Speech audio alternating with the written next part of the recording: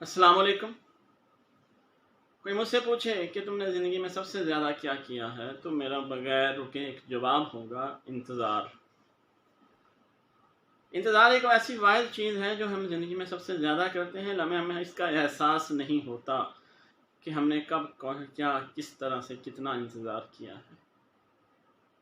برہان کے چینل پر خوش آمدید۔ آج میری چھوٹی سی ویڈیو انتظار کے اوپر ہی ہے۔ ہم انتظار کس چیز کا کرتے ہیں؟ کسی اچھے لمحے کا، اپنی دعا کی قبولیت کا، یا پھر کسی ایسے انسان کے واپس آ جانے کا جو ہماری زندگی کا سب سے امپورٹنٹ انسان ہوتا ہے۔ لیکن پرابلم یہ ہوتی ہے ہم بڑے تیز ہیں، ہماری پاکستانی ریلوے کی تیز گام کی طرح بڑے تیز ہیں، ہم انتظار نہیں کرتے۔ انتظار کرنا چاہیے۔ انتظار آپ کو دو چیزیں فراہم کرتا ہے: ایک امید کہ وہ آپ کو ملے گا، دوسرا آپ کے اندر صبر پیدا کرتا ہے۔ صبر ایک ایسی چیز ہے جو آپ کو سیدھا اللہ تک لے جاتی ہے۔ ہماری پرابلم ہے ہم بڑے جلد باز بھی ہیں اور ایک چیز پہ ٹکنے والے بھی نہیں۔ اگر ایک چیز ہمیں اویلیبل نہیں ہو رہی تو ہم اس کا انتظار نہیں کرتے بلکہ اگلی چیز کے اوپر اپنے آپ کو کنورٹ کر لیتے ہیں۔ یہ ایک بہت ہی ان ریئلسٹک اور ان نیچرل سی بات ہے۔ انتظار آپ کو کیوں نہیں کرنا؟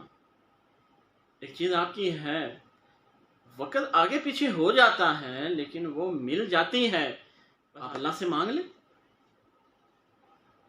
دیکھیں، آپ اللہ کے علاوہ کسی سے نہیں مانگ سکتے، یہ ایک نیچرل بات ہے، یہی یونیورسل ٹروتھ ہے۔ آپ جس سے مرضی مانگ لیں، آخر میں جانا آپ کو اللہ کے پاس ہی پڑے گا، تو اس سے مانگ لیں۔